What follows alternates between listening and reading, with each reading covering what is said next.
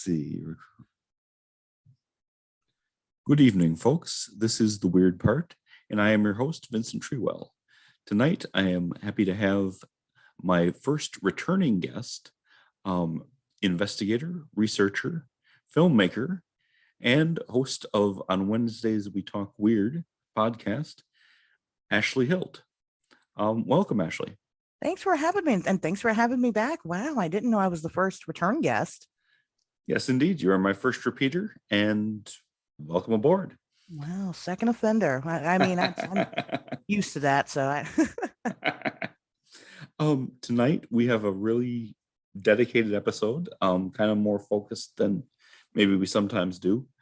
We're going to talk about the Men in Black and all, or at least as many as we can cram in here, theories of what they are, what the different kinds are, what they might be up to, what they might want, just to get the ball rolling.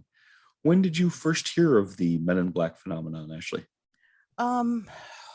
Geez, when did the movie come out? No, for real. I didn't realize that the Men in Black were a real thing. I grew up in the 90s. I was born in 91.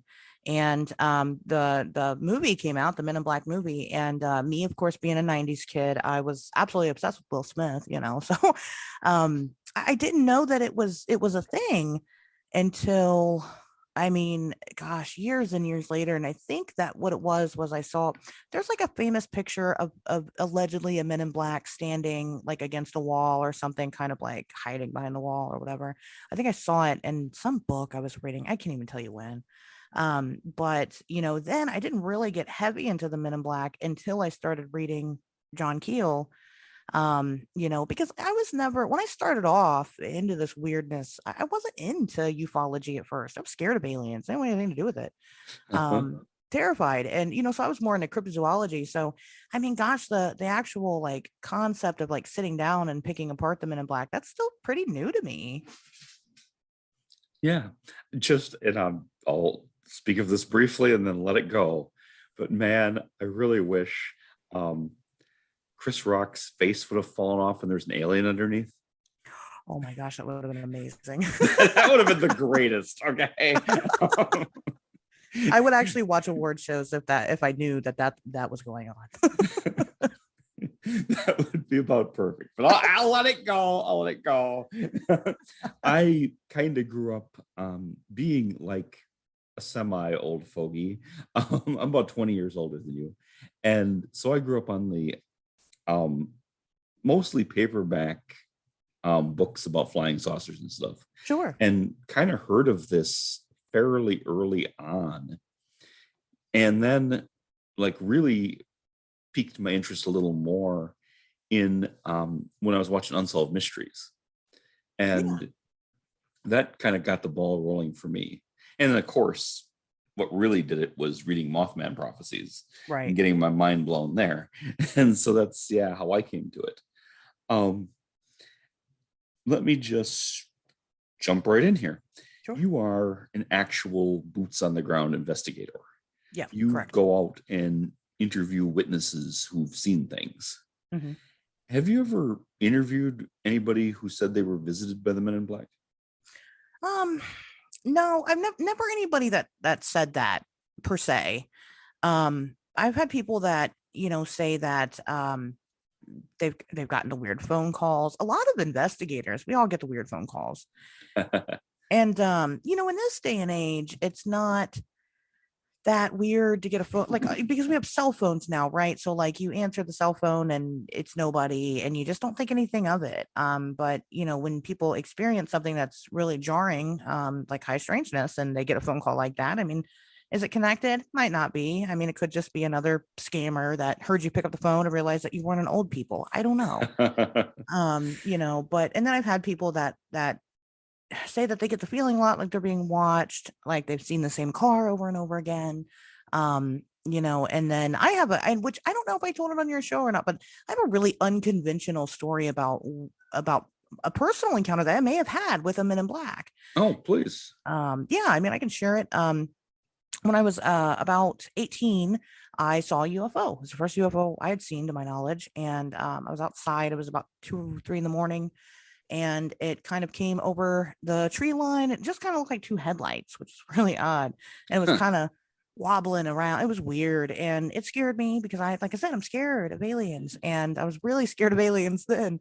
And so I went in the house and didn't think much of it until like maybe 6 months later. I was making a bad decision and I was on Craigslist and I I have no idea what I was looking up or how I No got there. follow up on that. No, it's Please okay. It continue. wasn't it wasn't anything bad. I bought drugs. I'm just kidding. You can't get drugs on Craigslist. Anyway, I'll stop now. I'll behave. Um, so there was an ad on there and it was like a guy, I guess. It was just somebody who was like, "Hey, I'm a film student at Wright State University, which is right here locally. And I'm making a documentary about UFOs for my class or whatever. If you've seen one, let me know. I'd like to interview." So I answered. I was like, yeah, I've seen one. And I went. And at the time I was married, I took my husband with me. I met this guy at a random coffee shop and he was extremely plain and forgettable. I can't tell you what he was wearing. I can't tell you the color of his hair. I have no idea. And that part in itself wasn't really weird. It was that about 3 years later, I'm on Craigslist again. I don't know why. And I see the exact same ad. "Hey, I'm a film student at Wright State University and I'm making a documentary on UFOs. If you've seen one, let me know, I'll interview you." And I thought, and it was verbatim. And that hit me. I was like, that's weird because there's no way that this film student, because that's the thing about it, it was for a class, for a specific class. There's no way he's taking the same class. And there's no classes there where the professor is making people make UFO documentaries. That does seem really weird. It It was almost seems like an operation that they just keep running over and over to collect, identities of people who've witnessed UFOs. And it, yeah, I mean, and it very well could have been. I can't say for sure that it was a Men in Black. I mean, obviously he's missing some things, like Mhm, the black clothing and stuff like that. mhm. But honestly, if we're going to have Men in Black nowadays, why wouldn't they just look like plain clothes, regular people? I mean, that's the point of them, is just to kind of be unforgettable, just to blend into the environment. I don't know. I don't know if that's what it was. I can't say 100%, but it was weird. Yes, and well, certainly even back in the 40s, 50s, 60s, when this kind of became a thing, at least in modern pop culture, they didn't all dress in the black suit, Right. white shirt, black tie, fedora, shiny shoes. Sure. It was a thing, but it wasn't everybody. There Right. were, Heel talked about these just weird people showing up doing weird stuff that Yeah. made no sense, you know. Um, it's my personal belief that there's a bunch of things that fall under the umbrella Men in Black, and that there was in the FBI at that time, and to a lesser extent in the other federal agencies, but especially the FBI, there was a real tight dress code and grooming code. Sure. And they did look like that. Hmm. And it was like branding. They were designed, J. Edgar Hoover insisted that FBI agents wear almost like a uniform. It wasn't quite a uniform, but they had the shiny shoes. They Right. had the black suit, tie, fedora, just the facts, ma'am type of presentation that was supposed to send a message to people that we're the government, we're in control. You better tell us what we want to know. It was, it was a distinct look. And I think there were real government agents who looked like that, you know, Sure. um, going out and sometimes investigating UFO activity, Sure. sometimes doing other things. Sure. And I think sometimes I've always been fascinated by this. And I don't want to ramble too long. I didn't have you on just to listen to me. I really want to listen to you, but I just want to spit this out real quick. That I've always noticed that for people whose job it is to go around and silence witnesses, they seem to do a pretty crappy job at that. That a lot of the time they make people talk about it more. And it almost seems like a reverse psychology psyop. Like, oh, this is a very big deal. We don't want you to tell anybody. But Yeah. that kind of makes people go and tell everybody. And then there don't seem to be any consequences. Now, sometimes there are. And sometimes people disappear or kill themselves in ways that make no sense. Sometimes. But other Sure. times, it just seems like it gets the ball rolling to get people to talk about it and Right. to make people think, "Ooh, this must be really important." So that's a thing. But yeah, there could be people who are just very plain and who are just seeking out that information. Right. Well, Go ahead. some of the stories are kind of told, though. I mean, that is something to note. They're kind of told through a third party, and I'll get into those. It's not necessarily the person who had the encounter and then were visited by the Men in Black that go on to say, "Oh, I'm not." They don't make a press conference and like, "I'm never talking about this again because the Men in Black visited me." Usually, it's their family members or things like that that will come forward and say, "Well, leave them alone about their encounter because this happened and they're not talking about it," and that's interesting to note, but I agree. When you were talking about, how it kind of makes people talk about this even more and then adds a whole new strange element to it all. There was a documentary called Mirage Men, Oh, yes. and it was about that, how these the Men in Black stuff is, they're kind of psyops, and that there's like government agents who particularly go around and feed nuggets of information into people in this community and to witnesses to kind of sway their opinion about what happened or what is happening, which is an interesting concept, one I don't personally buy into, but interesting nonetheless. I don't think it explains the whole thing, Yeah. but I think it explains some of it. Sure. There's a really good book that I haven't gotten a chance to finish, but is on my stack, called UFOs, Spooks, and Kooks by Adam Gorightly. And he documents some cases where the government, literal agents of the government, fed investigators false information. Yeah. And even in one case, used some pretty high tech equipment to create effects that they then blamed on aliens. Wow. And they just wanted to feed that narrative and get people thinking that for their own purposes. Right. And so it has happened, but Right. I don't think any one explanation covers all the weirdness around this topic Yeah. at all. Yeah.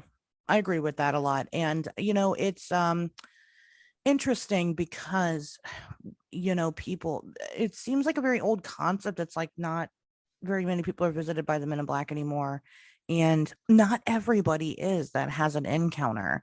And so it's like, well, then the people that aren't visited by the Men in Black, then their stories aren't real. But that's not true. And I know that because I've had encounters and my stories are real and they haven't visited me, so Oh, yes. Oh, yes. unfortunately, I think it's because they know I'll talk about it, So, Well, and that's something too that I've wondered about, because the conventional, I don't know, conventional, but kind of the idea in paranormal circles seems to be that this is relatively new, certainly post World War II.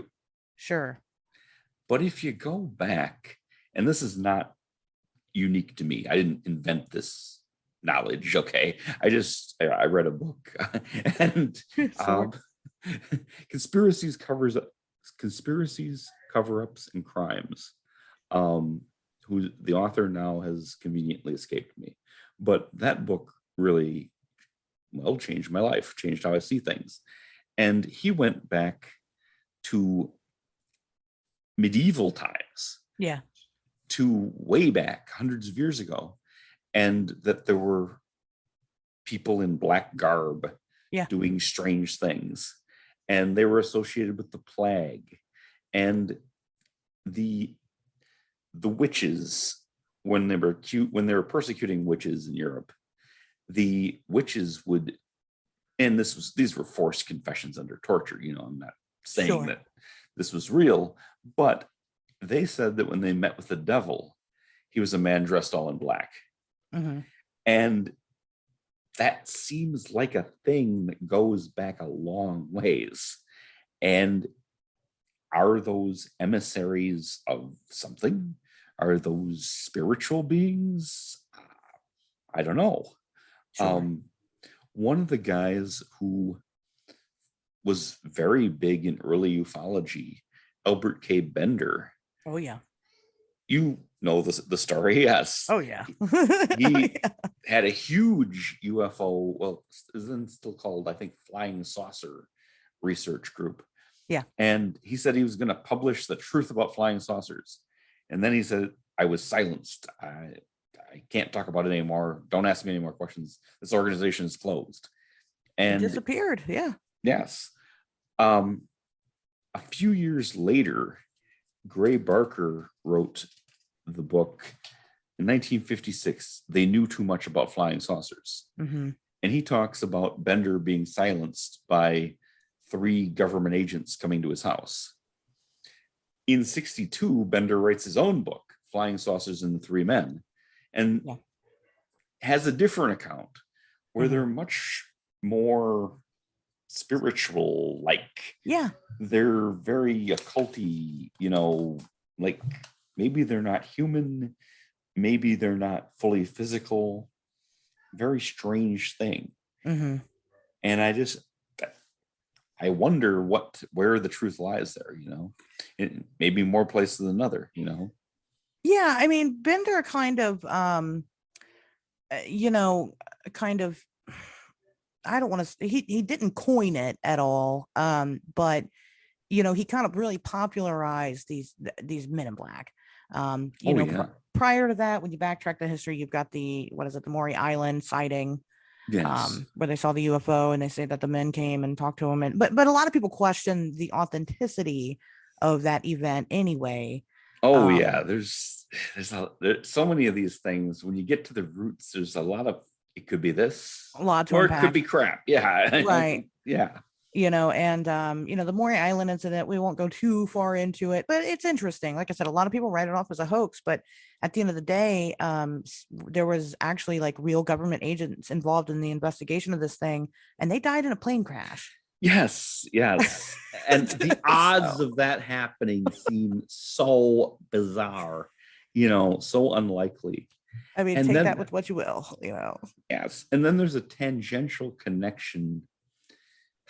I believe an FBI agent, and I'd have to look this up to get the facts 100%, but there is a connection between an FBI agent who was assigned to the Maury Island case, who was later investigated by Jim Garrison, Louisiana DA, New Orleans DA, as being part of the Kennedy assassination. Wow, I'd never heard that. Clay Shaw, I believe Clay Shaw was the connecting link there. He was involved both with Maury Island and tangentially with the assassination of President Kennedy. So, does that mean anything?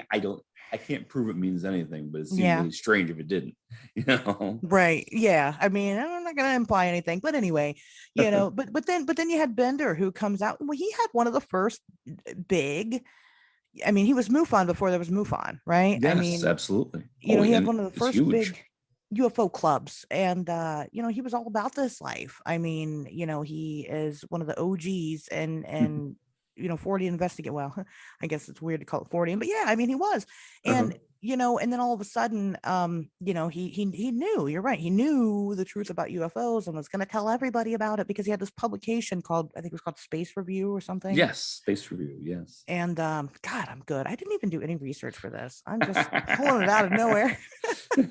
I think you kind of immerse yourself to where you just have it, at your fingertips sometimes. Oh, it's my breakfast, lunch, and dinner. It's my life.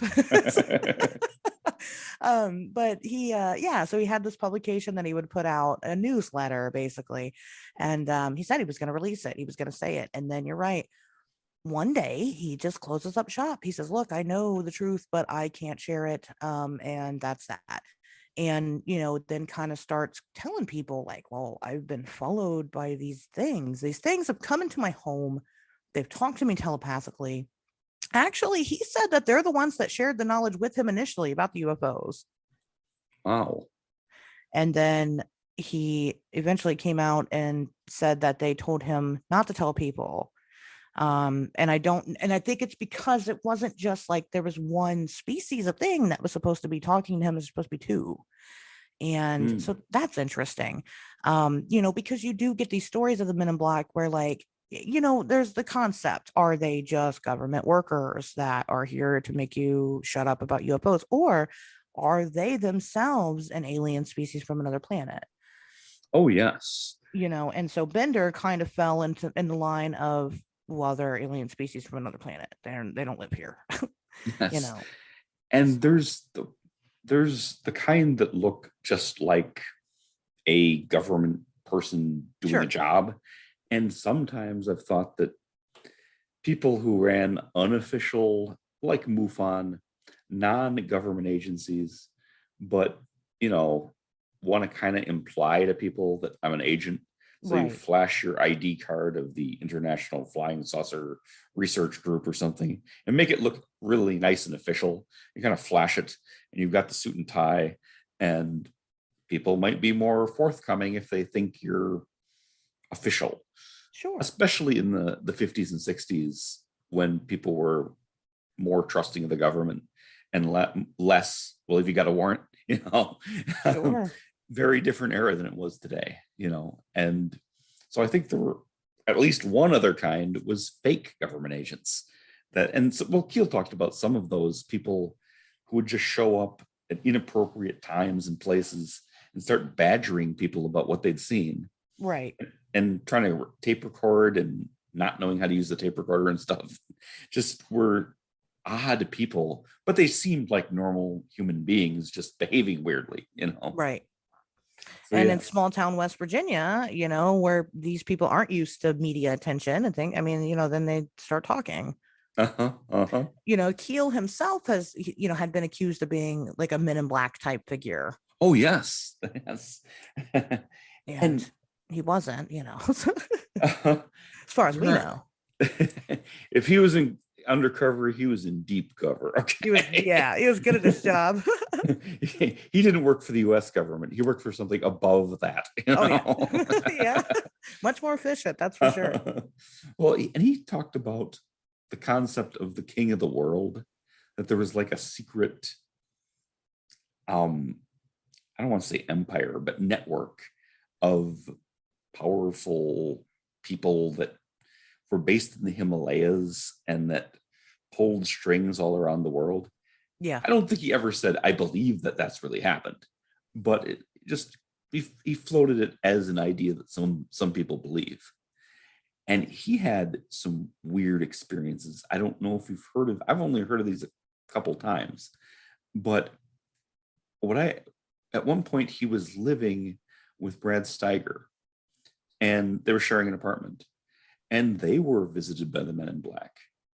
And it was a weird encounter because the kind of like, one, they basically just kind of entered without asking, Mm-hmm. even though Brad Steiger at the time, was a big burly dude that claimed to be benching 450 and that wasn't casually used to being pushed aside. Right. And they just kind of entered like they owned the place. And one of them, just to kind of show their power, opened a bottle of bleach and just started drinking it.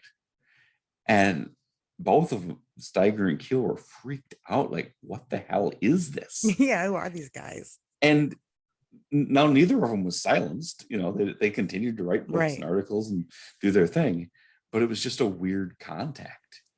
It's like when that guy takes Keel's picture and runs away.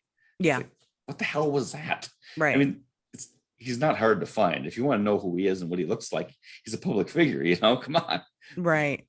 It seems like so much of this is weird mind games that, um, don't, you can see why they're a mind game, but you don't really see what the goal is. Like, I don't see what the point is there. Yeah, I agree with that.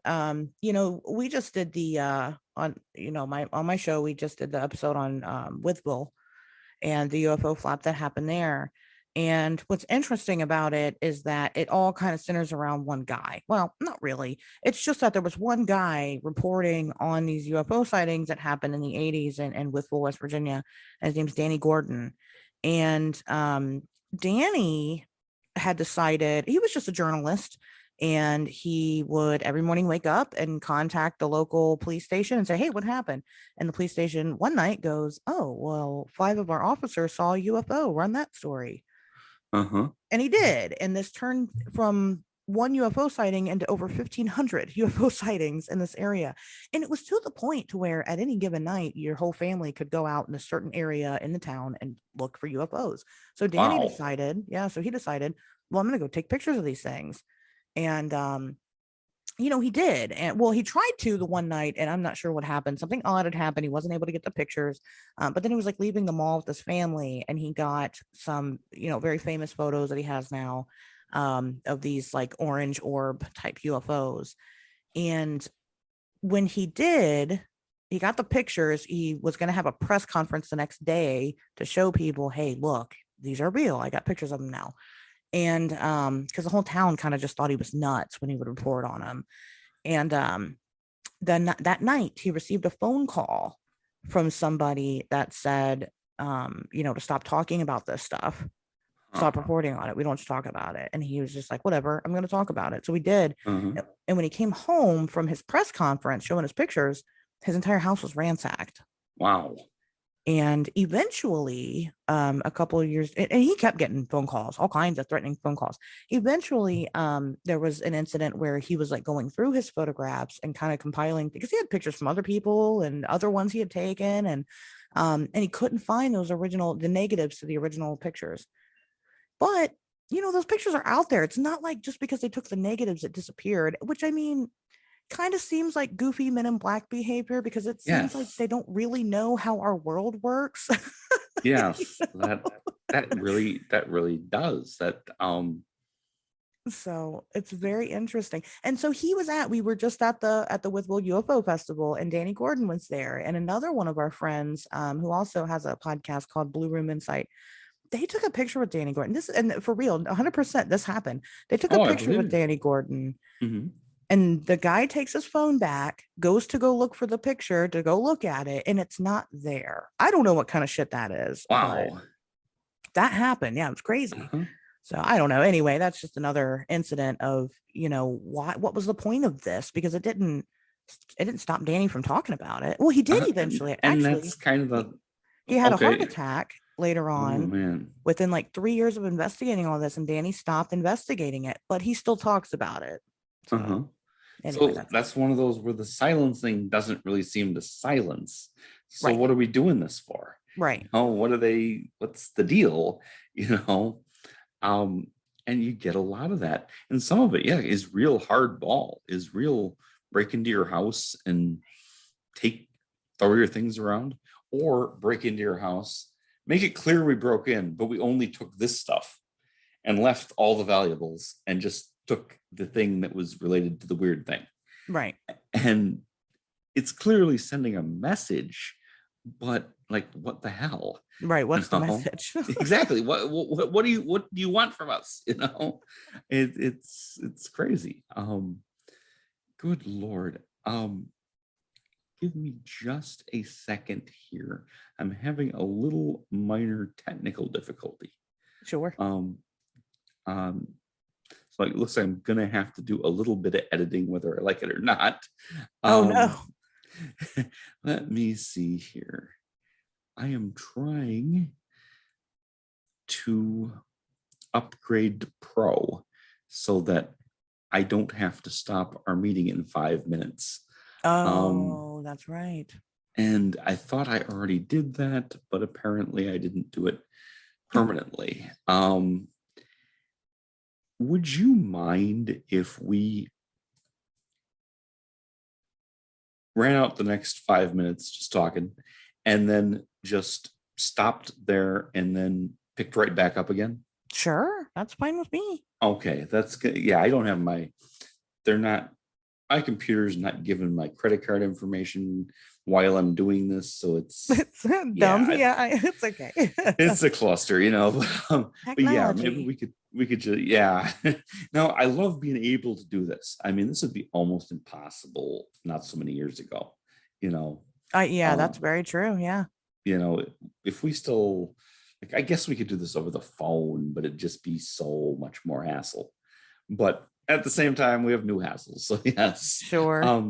So in about 4 minutes, we're just gonna have to take a short break and then we can start right back up again. Okay. So Um, so when you stop it, because I don't know, I don't usually use Zoom. Do you have to leave completely and start a new one? if you don't have the upgrade to Pro, then yes. Okay. Okay. As far as yeah, as far as That's I okay. know. I was just curious. I don't know how it works. I'm afraid you're not the only one. And I'm a millennial. I don't have an excuse. Hey, I'm supposed to be good at this stuff. I'm just not. when I was your age, getting Oh, caller ID was the big deal. That changed people's lives. uh-oh. Hold You, on. go My ahead. thing's all breaking up. I don't know what's going on. Mm. What happened? Okay. Are you there?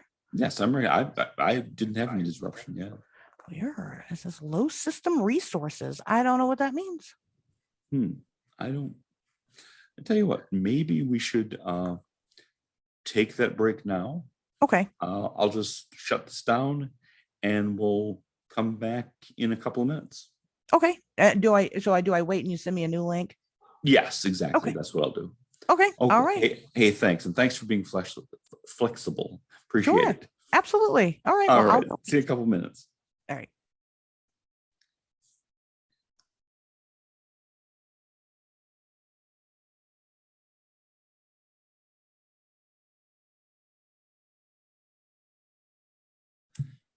And we're back, folks. Starting things back up with our special guest, Ashley Hilt. So, just to pick up where we kind of left off, what would you say is your favorite Men in Black incident or theory? Um, well, I think my favorite incident is obviously the one with Mothman. Um, one of the Oh, Mothman ones. yes. Uh-huh. Oh my gosh, what is her last name? I want to say her name is Connie Carpenter, but I feel like that's maybe her last name isn't Carpenter. Jesus, I should know this. I'm an embarrassment, but No, there's a anyway, lot of people involved in that story. Go ahead. there is, yeah. So she was one of the original Point Pleasant viewers of the Mothman. She saw it. I believe she was walking home from school and saw the Mothman. Or maybe she was riding the bus or something. Anyway, she saw it in broad daylight. Um, and she was walking home from school not even a week later, and a couple of men were standing around the car and they were trying to entice her to get into the car, and she would not. So they didn't like follow her. They chased her to her home. And when they got to the house, she obviously ran inside and she locked the door, and they slipped a note under her door telling her to never talk about the Mothman ever again. And she never, ever did, ever did after that. It was actually her husband, and that's kind of what I was saying in the beginning of this. Her husband was the one that told people that that's what happened, and that's why she never talked about it ever again, because she was traumatized by these men in black. Wow. And I think that's very real fear. Oh, yes. And correct me if I'm wrong. She reported this local police, didn't she? She did. Yep, she did. And there was a follow-up note to like further intimidate her that we can still get you or something along those lines. Yeah, something like that. And I don't think they ever did. I believe she's passed now. Maybe she's not. She might still be around. She just lays low. Her husband was just in a documentary not too long ago about either the Men in Black or the Mothman, something like that. So I mean, he's talked about it, and yeah, I mean, it completely changed her life. And she was just a young girl. I mean, she was a teenager when this happened. Wow. Yes, I clearly remember that case, and there's nothing fake there. That's totally that happened to that woman, and Yeah. it's crazy. And you wonder what was, who does that? Yeah. That's not the behavior of government agents, and it's not even the behavior of like pranksters. That's really weird and disturbing, you know? Yeah. And kind of what the hell, you Well, and know? who knows? I mean, you know what? Listen, it could be that she saw the Mothman and then she was almost abducted by some weird guys. It could be. Yes. But whatever it was that happened, it's very real to her. She seems to think the two events are related. And listen, that's her story to tell from there on. And so that's a very interesting, I always think that's a very interesting case. And then, of course, the ones where people, I mean, I can't think of anyone in particular, but like you said, with the Keel story, how they were drinking bleach, or there's an instance where they came into somebody's home and they were offered food and they didn't know how to use the utensils, and just because it's kind of silly. Yes, It's kind yes. of cute, in a way. There's the infamous Air Force officer who doesn't know what Jello is. Yes. And now I have a little theory on that doesn't in any way cover all the MIB cases, but maybe covers a sliver of them. I've often thought that during the Cold War, there were, and I mean, this part's fact, there were documented foreign agents in the US Yeah. doing spy work. And, the KGB people were well trained and, they could fit in. But maybe some of the other, like Eastern Bloc countries, they just basically like took their secret agents, got them to speak English, watch some American TV and drop them off. And maybe they wouldn't know how to act. Maybe they wouldn't know what Jello is, but they're there to investigate something that they know is going on in America. And they're there to root out what they can learn for their country. They're just bad at their And jobs. yes, and yes, maybe they were just bad at being spies, you know. And I think, if I was scooped up and dropped off, in Kazakhstan, and I learned a language, but I haven't mastered the culture and the nuances and the slang and everything. And I don't know how to dress in a way that's not odd. And I don't know how to talk in a way. I can speak the language, but I don't know the terms. I can see that happening, Yeah. and it's like something crashed here, and we want you to go in and find out what people know. And I might look really weird to everybody there, Sure. and I think that may be the answer for some of the things that happened. Some of the people who show up and just don't know things that you would expect people to know. And I think that's really good, out of the box thinking. We did an event in Erie, Pennsylvania, and it was really neat. I interviewed people on stage, kind of like in a talk show setting, but it was people that were relaying their incidences of high strangeness. And, we thought it would kind of be a cute idea if me and my research partner dressed up as the Men in Black while we did this. And so we Oh, did. I And think I heard you talk about that. That sounds cool as hell. Yeah, yeah, go it ahead. was it was really neat. It was really cool. Love that event. Definitely want to go back next year.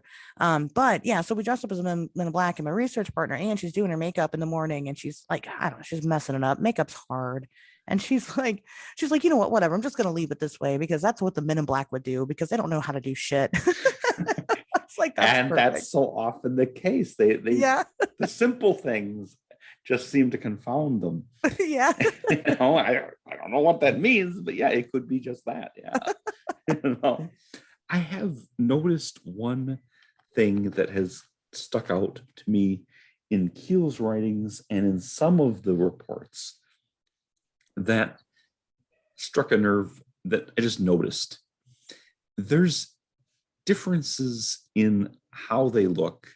I mean, going all the way from just being a regular person to being like possibly not even human, Right. um, possibly robotic, Yeah. or like an actual android, or an alien being, or like some kind of manifested spirit type thing. There's several types, but one of the things among the normal human types, sometimes they'll have racial characteristics that don't fit with the time and place where they're showing up.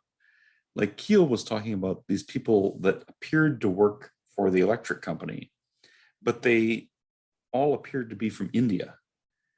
And there was no, immigrant population in that area at that time. If there was, everybody would have known who they were. That area was very white. And so who are these people that appear to be from India that are showing up all over the place? There is no community there. Where are they coming from? And I'm just going to wildly speculate. If they're time travelers, they might not understand our concepts of race and ethnicity. True. And might just show up in places and not know why that'd be a big deal. That's one possibility. True. I can tell you that in 2021, I was in West Virginia and we stayed in an Airbnb in a little mountain town. When you go to West Virginia, usually that's what you do. You go stay in a little Airbnb in a mountain town. And it's kind of scary getting to these places. You get to a point where you're like, I'm not like in like civilization anymore. And at one point in time, we drove by a house that clearly had a noose in the front yard. Oh, God. So, I mean, just to play devil's advocate here, I don't think there was an Indian population there, but if there was, they probably did not interact much with the regular people in the area because of the racism. I mean, yeah. No. And I get that. I would think it'd be almost impossible for people to not know that they were there. Right. Right. I agree with that too. Yeah. With the flip side of that. And I mean, they certainly could be time travelers. And you're right. The concept of race is just gone at that point, which makes sense, which is kind of where we already kind of know we're kind of going there. Yes. So I get that. A lot of the Men in Black seem to be multiracial. Right. They seem to be, they're olive skinned. Yes. And sometimes have Asian features. Sometimes there's different. Well, Keel said that the most common description was they look like Laplanders, which was, I'm pretty sure they're not Laplanders. Okay. I'm really pretty convinced on that one. And just to put in a possible plug of the future, I actually have a novel I've written about this that is hanging out there in production land that has time travelers from the future who do not get the concept of race because that's gone 300 years in the future. And if they're coming from a future, that might be how they'd look. It seems like a thing to me. Sure. I think, I really like the idea that they are kind of like how people see the Greys or even the Chupacabra, that they are from they're an alien species, but they're dumb. And so they use them as like worker bees to come here and collect data and then go back to the planet and report back to a different species of some sort. I almost spit out my beverage when you said they're dumb. They're dumb, yes. Well, they are. But yes, when it comes to, and you're right, not just the Men in Black, but really much of the entities that visit. Yeah. That interact with humans in all sorts of ways. They're dumb. Some even summoned spirits, are often just, a bag of doorknobs. I mean, they just don't get what we're talking about. And you're right. They may not be we may not be talking to the boss. Okay. Right. We may be talking to the lowest rung of the ladder. Yeah. And, well, I mean, just as an analogy, what NASA has walking around on Mars right now, the rover is not NASA. You know what I mean? It's not the head scientist there. Right. It's this go-kart with cameras and like a little shovel on it and stuff. It's, if an intelligent being confronted it, I don't even know how it would react to that at all. It would beep. Yes, exactly. It couldn't hold a conversation. No. And even if the scientists monitoring it immediately saw, holy crap, there's something there and it's talking, it's an 8-minute delay. Right. From, Earth to Mars. And the creature addressing it might just lose interest and take off or be scared, And be like, wow, this guy's really dumb. We thought our Men in Black were idiots, but geez, this thing. And it would seem like, well, it's a robot. Yeah. And they might perceive it as like a big animal or something, or who knows what, Yeah, sure. I mean, I just, like I said, I like that concept because to me it's silly. It's kind of fun, Uh-huh. But it accounts for a lot of the things that these guys don't really get a good handle on. And, maybe that's it too. That's why like they're not good at silencing people, because they're not good at their jobs because they suck. And, I don't know. There has been some speculation too that they're artificially created beings, and that they only live for a short time, that they start decaying almost as soon as they come into existence, and so they only exist for that conversation. Yeah. And then they collapse, they decompose. I don't know. Yeah. It's a thing, it's an idea. I mean, that's what it is.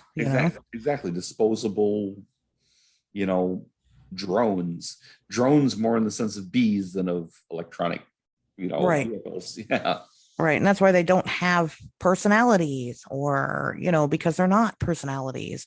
They're created just to have these specific jobs, and that's it. But it is interesting, why are they going around talking to these people? Because so far, anyway, as far as we know, nobody's ever been killed by the Men in Black. No, I can't think of an incident where they literally directly killed somebody. No, I can't. I don't even feel like they've ever attempted it. No, like pulled out a pistol or something and shot them. No, right. I don't. That's never been an allegation even. When it gets into people that disappeared, I don't think that's the Men in Black. I think that's just regular government organizations that sometimes do that. Sure. That we know that is real. But what is this? I don't know. I sometimes think it may be a form of the Fae, that they come from another land and don't really know our ways and try to interact with us. And maybe that's some aspect of it. I don't know. That one's a little less popular for me, just because I can't imagine that the Fae don't know what Jell-O is. I just can't let go of the fact that they're so dumb. It's hard for me. I get you. I need to stop talking crap about them. They're gonna show up now. Heard you was talking shit. Well, Keel thought that they were demonic. Yes. Now, and I think I know what you're referring to. And he was not a Christian per se. Sure. So when he says demonic, I don't think it's like the Exorcist type of thing. But that they were entities that were not looking out for our best interests. Right. And that they might be trying to hurt us, and that they certainly might be trying to confuse us. And lead us in all directions that we're not, lead us in circles. And yeah, a lot of the stuff like Bender's encounters and others seem that way. Yes, it sure does seem that way. And if you have a broad view of demonic, then yeah, I can't say they're not that, because they certainly do seem, at least some, a fraction of the spectrum do seem like that. Evil, right? Yes. Well, because what would be like the ultimate torture? I mean, maybe they're like some type of form of psychic vampire. Because like in Bender's case, they came, bestowed to him the knowledge of the UFOs and the aliens and what they were, and then did not let him disclose that truth. What else, what more torture could you have as a ufologist than to know and not be allowed to share it? And maybe they fed off of that. I'm just spitballing that idea. Oh yes, I get you. But I'm just thinking of so many other people, non-UFO related, who've been approached by mysterious people and told important things, and they sometimes go on to like found religious movements and stuff. And is that the same phenomena? I don't know. I think it could be. It seems strikingly similar. Right. And so often, those movements end up really going nowhere, and it just, Keel talked about, everybody's sitting on the mountaintop wearing their white robes, waiting for the end, and then nothing happens. Right. And they seem to jerk us around a lot, and it's like, if you listen to them, be careful, because they'll pull your chain, Right. Why would they be honest with you? That's like my personal anecdote about ghosts, right? Why would you believe that ghost is your grandfather? I don't believe that guy. It's, I wouldn't believe him, but that's me, we wouldn't believe, but I mean, that's similar, I think. You wouldn't believe an email you got, and you may have been hit with this. I've been hit with the scam that somebody claiming to be a close relative, even a grandparent, writes and says, "Oh, I'm in big trouble. You need to send me this money to get me out of this." Oh yeah. And it's not that person. Right. It's not that person. Right. And this is just what regular humans do to each other to get some money. Right. Right. So you can imagine what non-human entities might do to us for reasons we couldn't possibly even understand. Right. Yeah, exactly. Well, exactly. And, that kind of goes back to the whole, well, why are they doing this? Well, we don't know, because we don't get their world and how it operates. And, we can try to speculate all day long. Is it to silence people? Really? Probably not. No, because they do tend to make a lasting impact. I talked about, Danny Gordon earlier, and another incident that he had. That's fascinating. Yeah, another one that he had was that these two reporters showed up and wanted to do an interview with them, because he was the guy at the time, and he was like, yeah, of course. The one guy sat and talked to him for about 45 minutes while the other guy walked around his house and took a bunch of pictures. And they were like, oh, okay, well, email you the publication whenever, or not email it, but we'll mail it to you whenever it's done. And, blah, blah. He's like, yeah, fine. Well, after a couple of months went by, he never got the publication. So he called up that publication that those people said they were from. And the people that worked there said, those two people never worked here. Huh. And there was nothing particularly odd or striking. They didn't float around the room. They didn't talk to him telepathically, but they were just these mysterious people that came, asked him some questions, and left. And so, I mean, it's not like, we're talking about how dumb they are, and they are really dumb, but it's not like they can't parade around as if they're normal people. Again, the guy that I talked to, just completely unforgettable.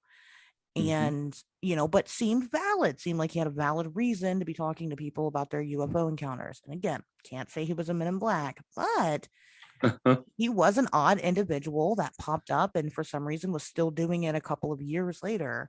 Well, did he act unusual or just pretty much a normal guy? He wasn't particularly friendly. I can say that much for a guy that was a filmmaker. He didn't have a crew with him. Like, it was weird. He didn't have a crew. He didn't have a camera. He had a tape recorder. And I thought that was weird because he's making a film. And that's really vintage technology. Yeah. For anything you've experienced as an adult. Okay. It was like 2010 when that happened. So yeah, it was. Digital cameras were a thing. It's like even that, even your cell phone at the time, you could have pulled it out and took a bit. He didn't record it, but he recorded on a tape recorder. he wrote down notes and then he left, and that was that. It was very odd. That just really seems like such an operation to me, Yeah. that would still be going on years later. That, Yeah. wow, that's interesting.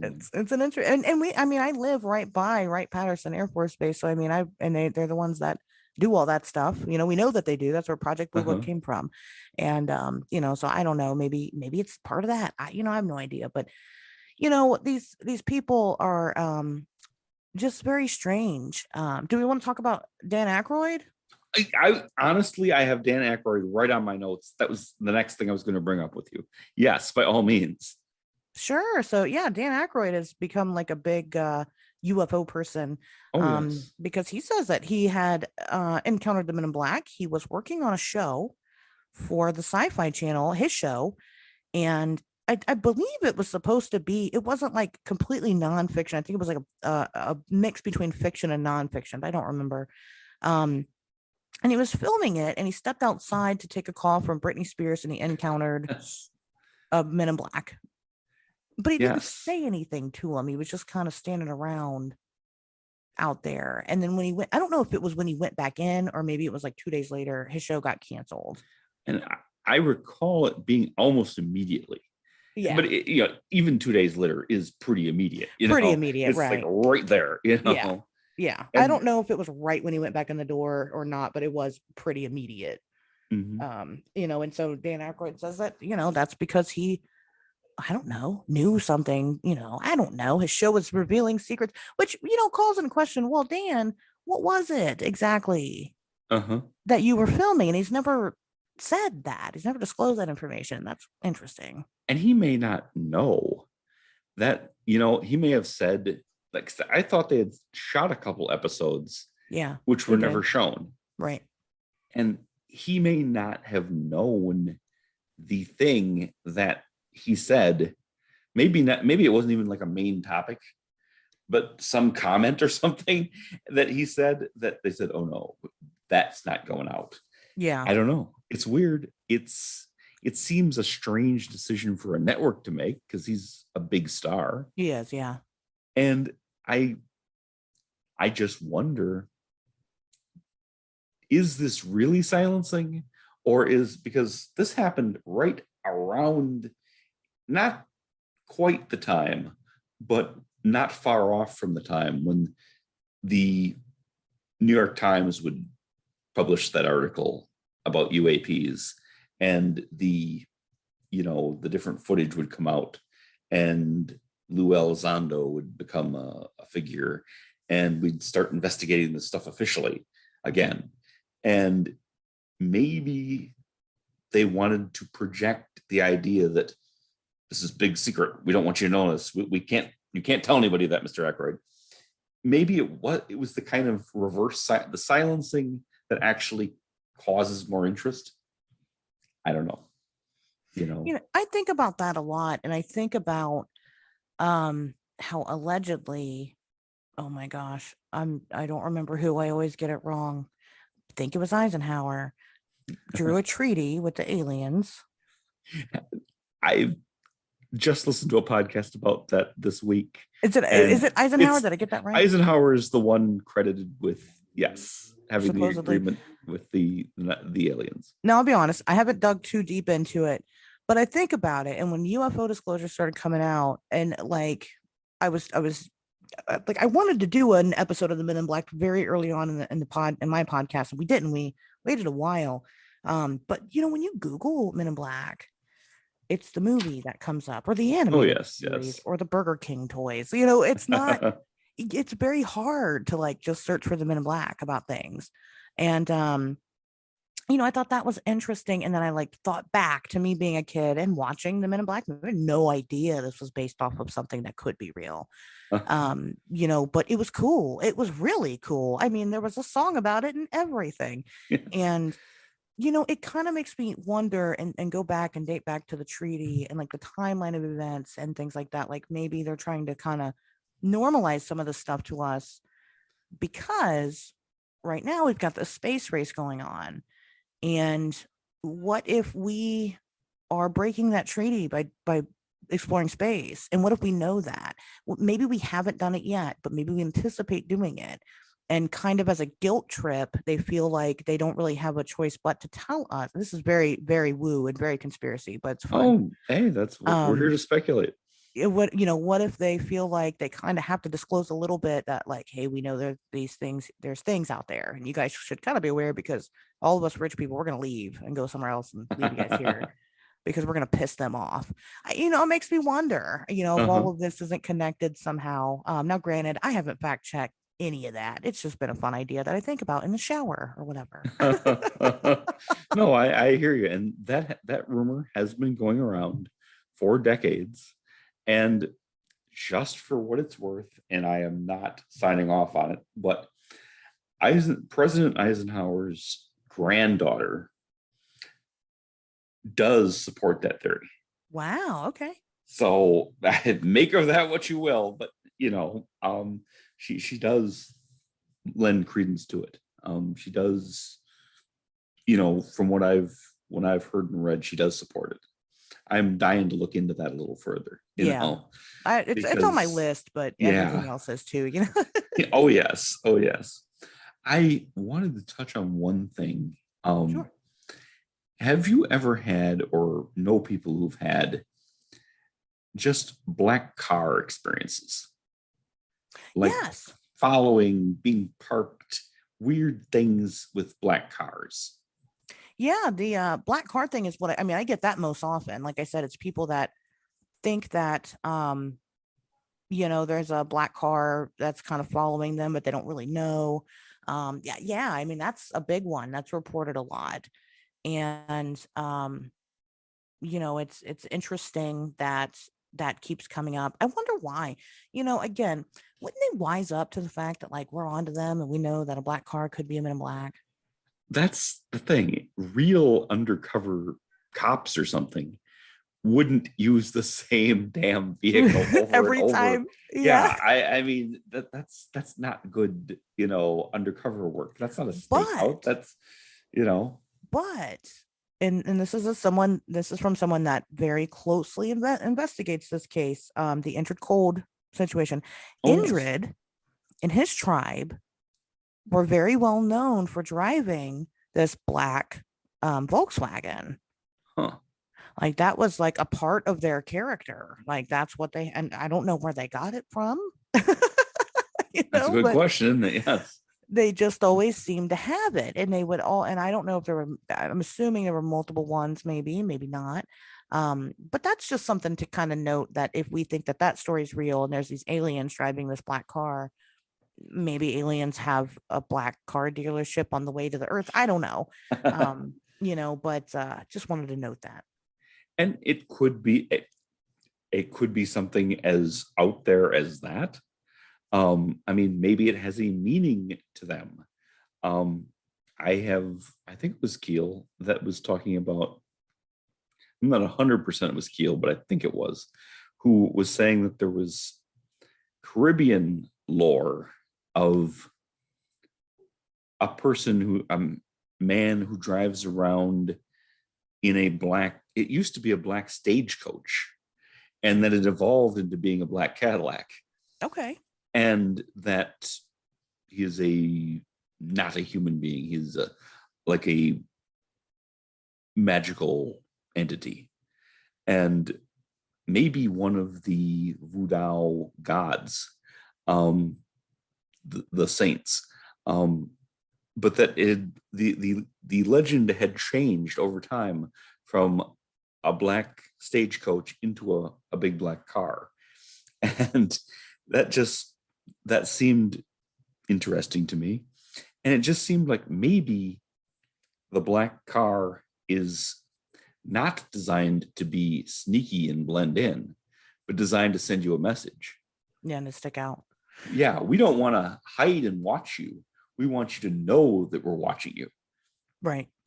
Well, and when you think about just us and as humans and how we operate, what's the first thing we did when we got on the moon?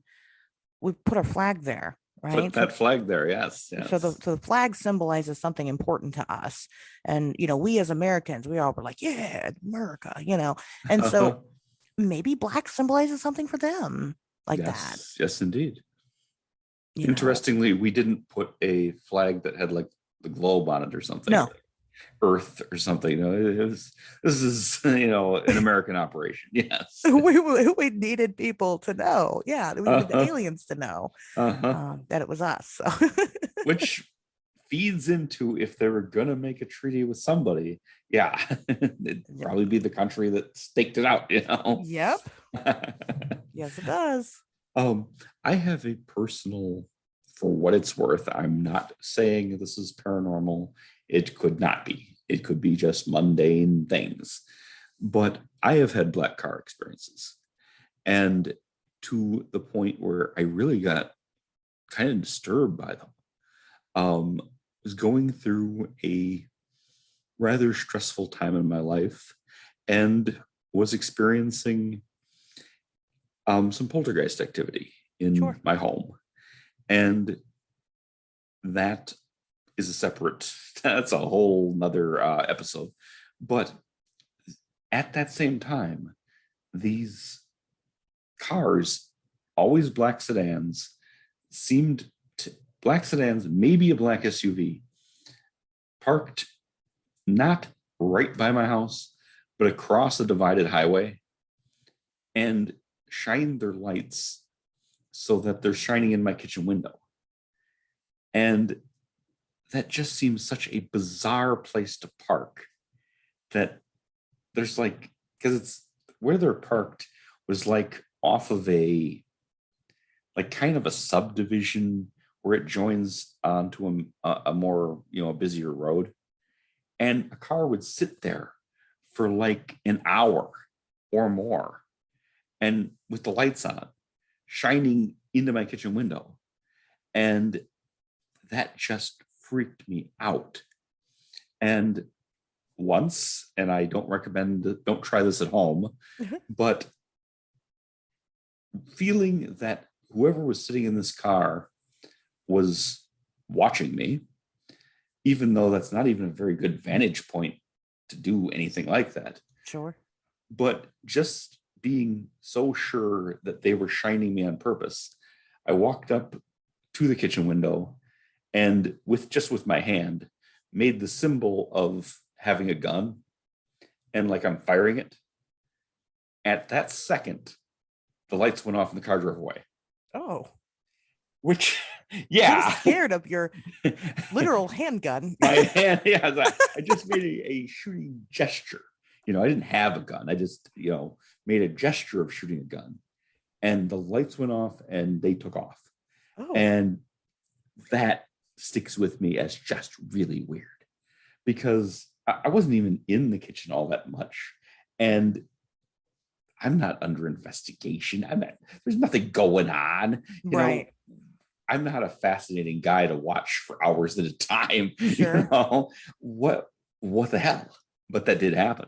That's a cool story. Well, and just to draw the possible tie there, the people of Lanulos, again, injured coldness people, they're terrified, absolutely terrified of guns. Huh. They don't have them there. So I'm just saying, you even making that motion. Tanya tells a story about how she was playing with the boys when they were kids, and she brought out a fake gun, and it traumatized one of the children. He was terrified, and she had to put it away or whatever. And they were all, everybody there was just like, it's just a toy gun, and he was terrified because the lore about guns there is so horrifying. So I don't know, that's something to mention, because I was scared of your hand gesture. I don't know. Which fascinates me, because usually paranormal entities of any kind are immune to being shot.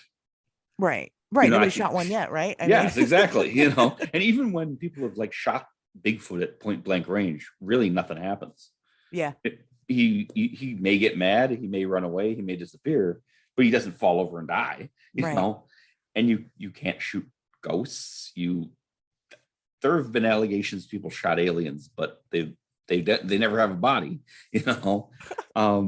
and I think those allegations tend to be pretty crappy. Right. So I don't know, but he thought that you were in a gang, and he got scared. He was like, "Oh, this guy, he's in a gang. I better." I don't know what he thought. They're dumb, Again, maybe that's and it may relate to something totally we don't even understand. Right. Yeah. I've got to give you credit for establishing such a rapport with Tanya Durenberger, Oh, because sure. she is one. There aren't a hell of a lot of people that have that. Okay, Right. I think it's like you and maybe one other group of people. The Hellier folks. Yeah. I think that's about it. And you've done a really great job with like reaching out to her and getting her story. I believe she's an older lady now. Oh, yeah. And getting that all down while she's available to tell her story.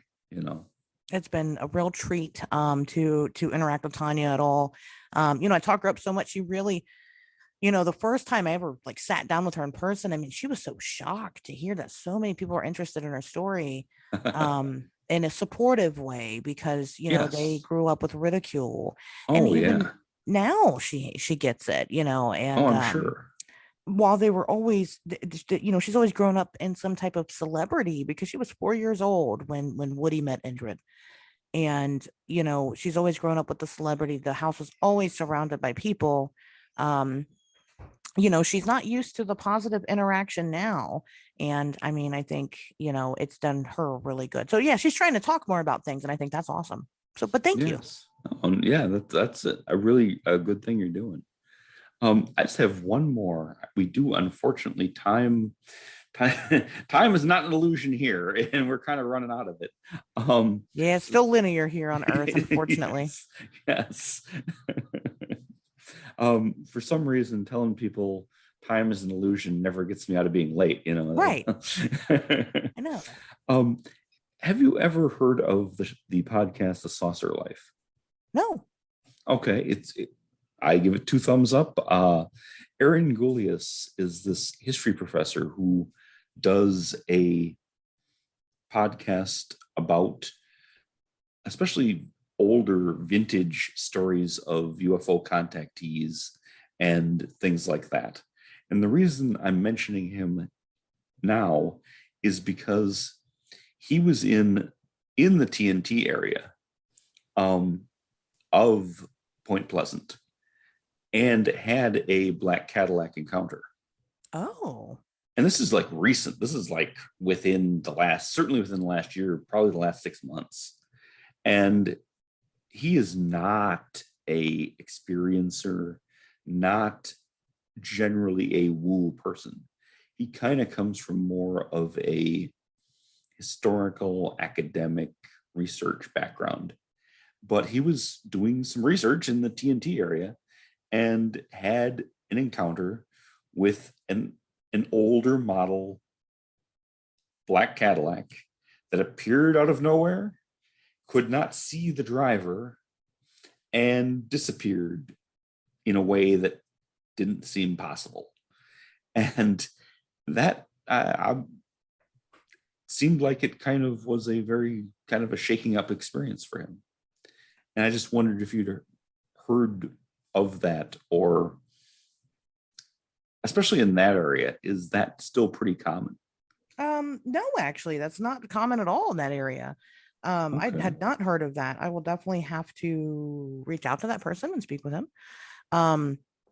Yeah, I mean, when you go out there, I mean, I think it depends on when he went. It sounds like to me he didn't go in, September of the year. No, I think it was fairly hot. Yeah.